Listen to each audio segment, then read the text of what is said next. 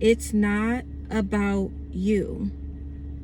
The minute you start to perceive everyone else's circumstances, life, and treatment of you as a direct correlation to you and your actual identity, is the minute you're going to continue to corrupt your own reality. Let me explain. Most people are simply trying not to drown. I don't know about you, but my life before God, before my consciousness, my awareness, I grew up in the church. I grew up being told that God is real, being told how to act and told how to dress and told how to walk and talk and breathe. And though I'm eternally grateful for the foundation now, I understand a little bit better and am able to apply it that much better when it comes to my patients, my children, my husband, my relationships, all of that.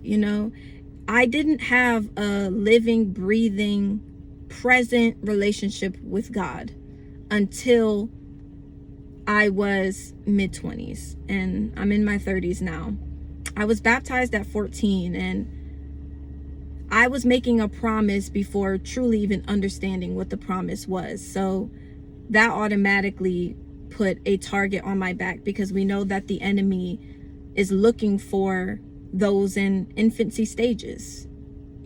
How it's much easier to take out a baby, right? That's why the enemy tried his hardest to take Christ out when he was born, killing all the children under 2, all the male children under 2, to get to Jesus, to get to your infancy stage, to get you to be corrupted, perverted, and die before you ever have a chance to truly navigate the world with your biggest protector, with your biggest resource, with your biggest player in this game of life. He's the biggest player. He's the asset.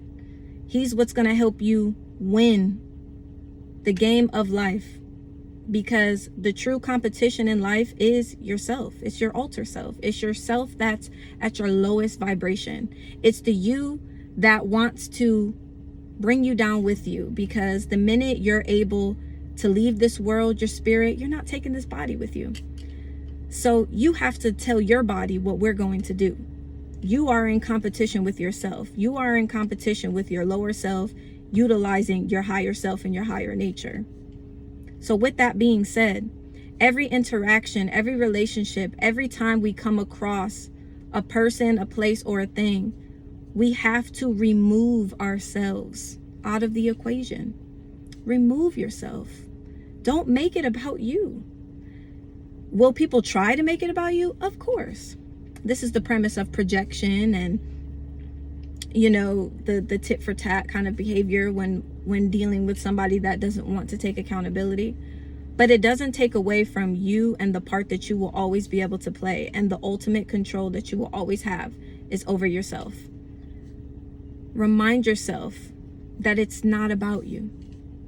And on a deeper level, all of the angry people, all of the hurt people, all of the people that just need to hold on to something, to blame something, to explain why they're so low, why they're so cast down, sad, why they can't hold on to their joy.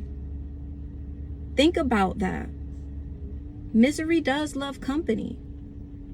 And instead of letting yourself get stooped down to that level of the person who's hurting, remind yourself that this really isn't about me. Pray for that person. Remind that person that they're loved. And if you start to feel yourself sinking down, remind yourself that you're loved, that nothing really has to do with you. Don't be so quick to rush into a situation or into an altercation or into a conversation that isn't intended for you. The Bible says that an undeserving curse comes to no end. Don't put yourself and curse yourself and then wonder why you're not able to escape this pattern that you set for yourself. It's not about you. You focus on walking on water, because ultimately, if you don't focus on Jesus, you're going to be drowning like everyone else. Everybody's in survival mode, except those who aren't. And the enemy will always try to trick you back into the water. The enemy will always try to trick you into taking your eyes off of Jesus. Don't let him. You can walk on water.